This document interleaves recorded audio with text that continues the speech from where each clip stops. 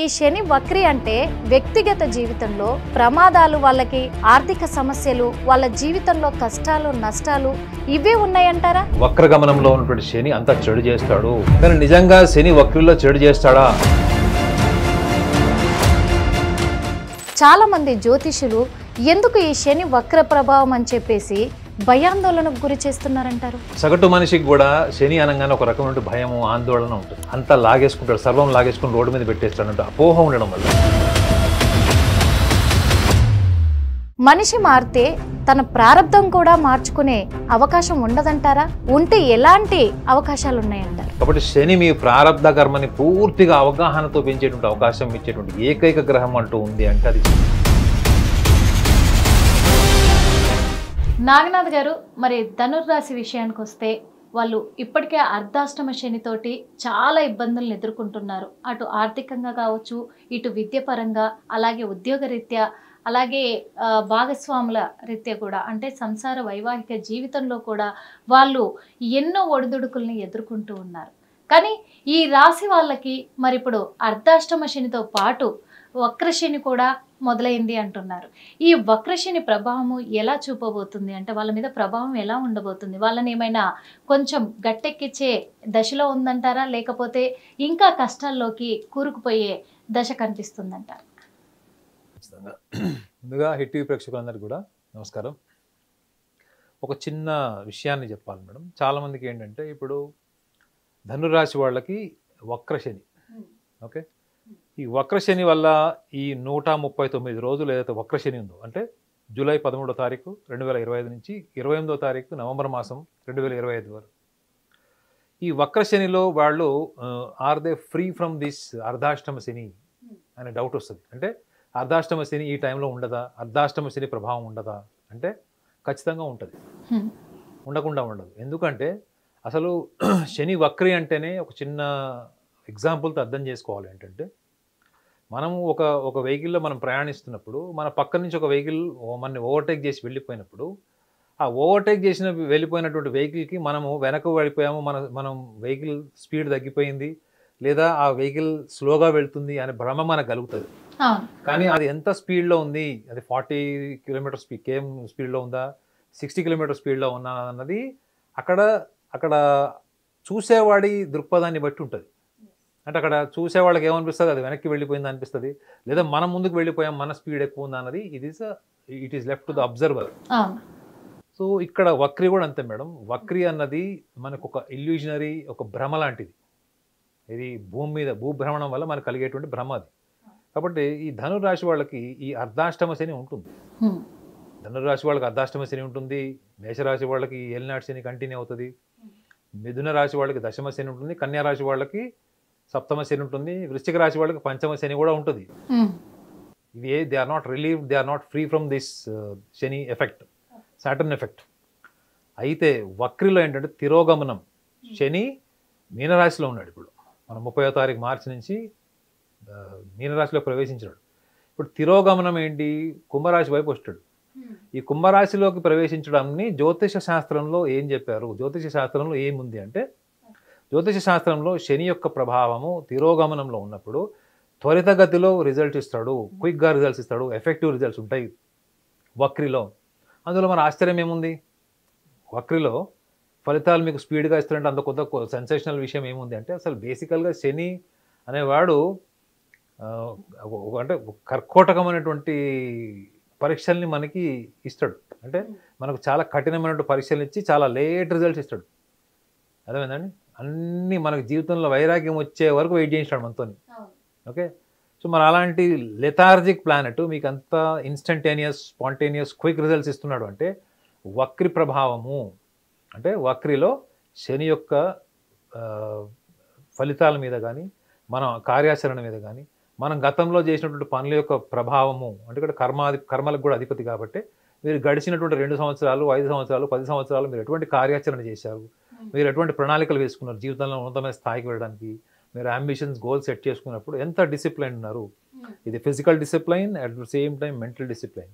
ఈ రెండింటిలో మీరు ఏ ఒక్కటి పక్కన పెట్టినా అది నేర్పిస్తాడు మేడం. మీరు ఫిజికల్గా చాలా డిసిప్లైన్ ఉన్నారు కానీ మీకు ప్లానింగ్ లేదు, మీకు విజన్ లేదు, మీరు రోజు జాగింగ్కి వెళ్తున్నారు, ఒక సిస్టమేటిక్గా లేరు, జిమ్కి వెళ్తున్నారు, జిమ్లో మీరు ఏ మజిల్ డెవలప్ చేసుకోవాలనుకుంటున్నారు, ఏ బాడీ కండిషనింగ్ చేసుకోవాలనుకుంటున్నారు, ఫిజికల్ కండిషన్ మీకు లేదు, అందరితో పాటు మీరు చేసేస్తున్నారు. అదేంటి? క్రమశిక్షణ లేదు.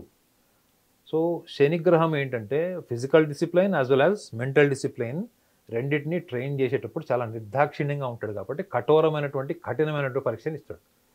అదే మీకు తమిళంలో ఒక సేయింగ్ ఉంటుంది మేడం, కొడై విచ్చు కుడుప్పాన్ అని. దాని అర్థం ఏంటి తెలుసా?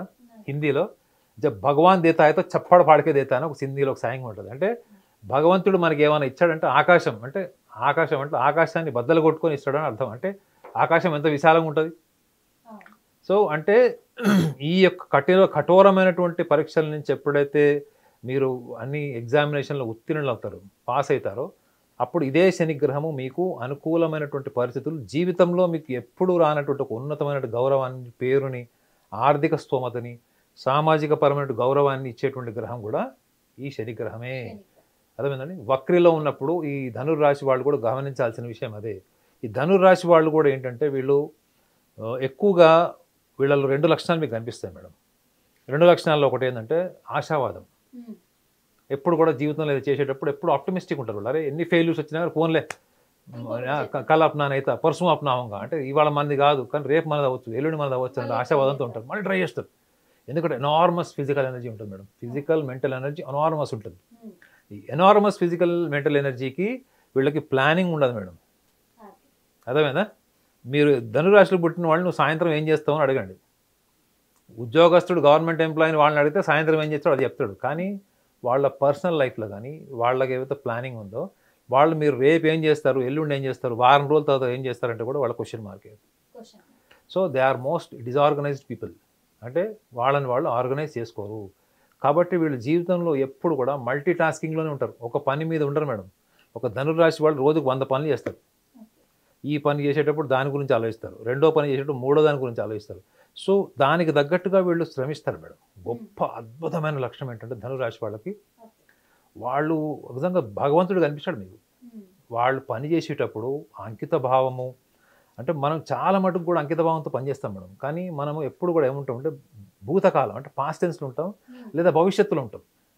కానీ వాళ్ళు పని చేసేటప్పుడు 99% వాళ్ళ ఎనర్జీ అంతా కూడా తీసుకొచ్చి ఒక ఎపిసెంటర్ పాయింట్, అంటే అక్కడ ఏం పని చేస్తున్నారు ఆ పని మీద పెడతారు మేడం.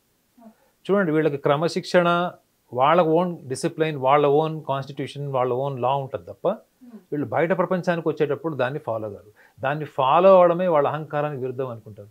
కాబట్టి చూడండి ధనుర్రాశి వాళ్ళు ఎప్పుడు కూడా ఫైనాన్షియల్ అన్సర్టనిటీస్లోనే ఉంటారు. వాళ్ళు ఒక ధనుర్రాశి వాళ్ళకి 2 సమస్యలు ఉంటాయి మేడం. మేజర్ పార్ట్ 10 మందిలో 9 మందికి చెప్తాను.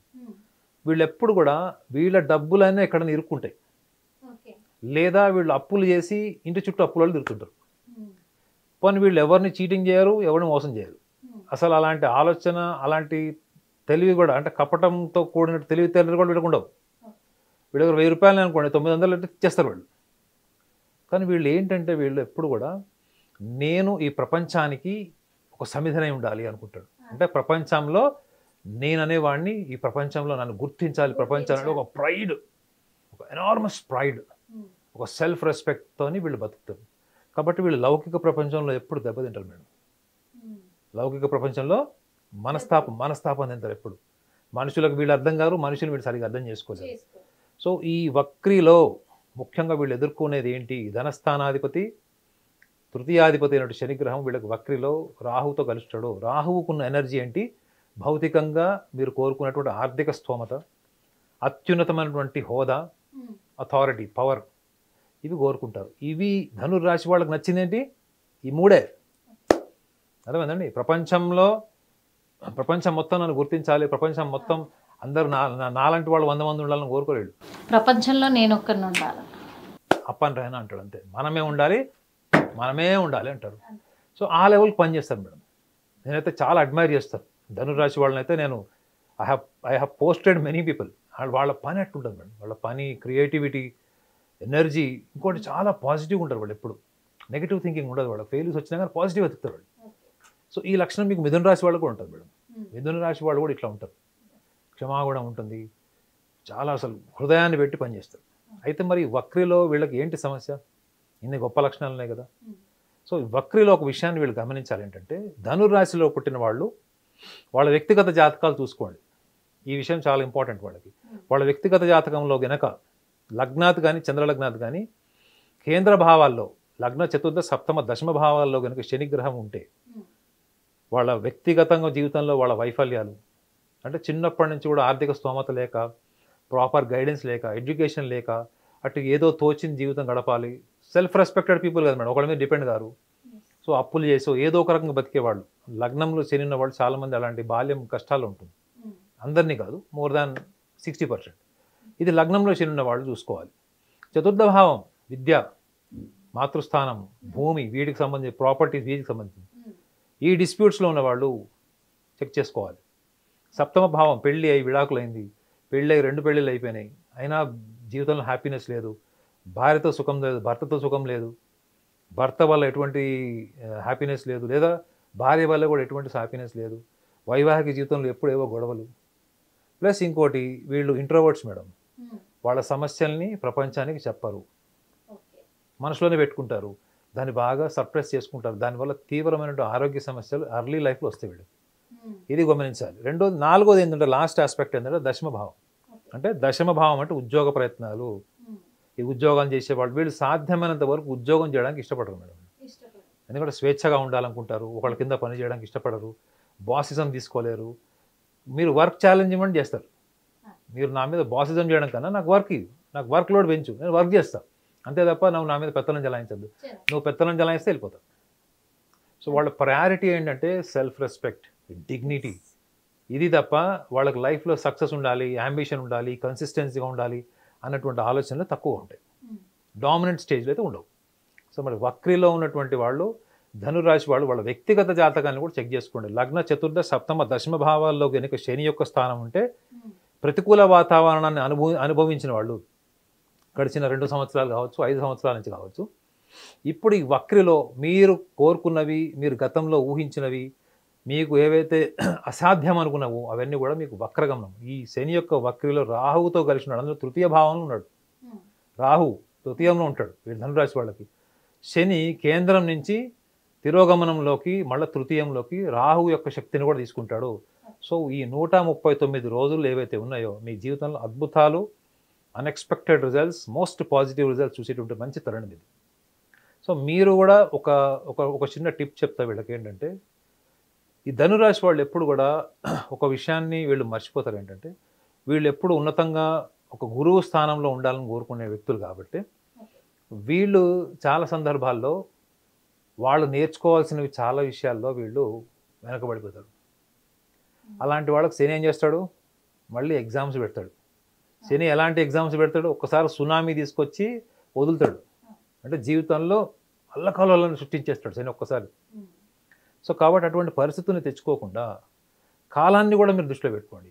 పరిస్థితులు, సమాజం, మన భౌతికంగా ఉన్నంత కాలం మనం సమాజంతో ఉండాల్సిందే. ప్రతికూల అనుకూల వ్యక్తులతోని, ప్రతికూల అనుకూల సందర్భాలతో మనం ఉండాల్సిందే. కాబట్టి మీరు మనసులో ఉన్న విషయాన్ని షేర్ చేసుకోవడం అలవాటు చేసుకోండి. ఇది ప్రపంచంలో భౌతికంగా ఇవన్నీ కూడా అన్అవాయిడబుల్ సర్కమ్స్టాన్సెస్ ఇది. కాబట్టి వీటిలోని కూడా మీరు విజయాన్ని సాధించేటువంటి ప్రయత్నం కూడా చేయండి. కేవలం మీ క్రియేటివ్ థాట్స్, మీ అబ్సెషన్స్, మీ ప్యాషన్స్ మీద మాత్రమే కాకుండా ఒక రేషనల్ ఎన్విరాన్మెంట్ని కూడా గెలవడానికి మీరు ప్రయత్నం చేయండి. ఈ ధనురాశి వాళ్ళకి ఈ యొక్క 139 రోజులు మంచి ఎగ్జామినేషన్ టైం ఇది. Plus at the same time గతంలో ఏవైతే పెండింగ్లో ఉన్న వర్క్స్ ఏవైతే ఉన్నాయో, సక్సెస్ ఐడెంటిటీస్ ఏవైతే ఉన్నాయో అవన్నీ కూడా వీళ్ళకి డోర్ డెలివరీ లాగా ఉంటాయి మేడం. వీళ్ళు వెళ్ళి ఎతకక్కర్లేదు. They have to just open the door and receive the success. So ఈ చిన్న ప్రయత్నం చేస్తే వీళ్ళ జీవితంలో అద్భుతాలు జరుగుతాయి. తప్పకుండా సార్. మరి ధనుర్రాశి వాళ్ళు విన్నారు కదా, ఎందుకంటే మీ సొంత ఆలోచనలు మీ మనసులోనే పెట్టుకొని మదన పడకుండా మీరు కుటుంబ సభ్యులకు కానీ స్నేహితులకు కానీ షేర్ చేసుకొని మరి పంచుకొని మీ భావాలను పంచుకొని వాళ్ళ సలహా మేరకు కూడా మీరు అధిగమించి అడుగులేస్తే చాలా ఉన్నతమైన శిఖరాలకు ఎదుగుతారు అని కూడా నాగనాథ్ గారు చెప్పారు. అంతేకాకుండా మీరు ఏవైతే కోల్పోయారో గతంలో, ఇప్పుడు అవన్నీ కూడా మీ గుమ్మం దగ్గరే, మీ చేతికి అందే దగ్గర ప్లేస్లో ఉన్నాయి కాబట్టి, స్థానంలో ఉన్నాయి కాబట్టి, మీరు ఆచితూచి అడిగేస్తే మీ సొంతం చేసుకునే అవకాశం ఉంది కాబట్టి, మరి ఇంత మంచి సలహా ఇచ్చినందుకు, శని వక్రి ప్రభావం అనేది మీకు అంతా మంచే చేస్తుంది అని చెప్పిన నాగనాథ్ గారికి మనస్ఫూర్తిగా ధన్యవాదాలు సార్.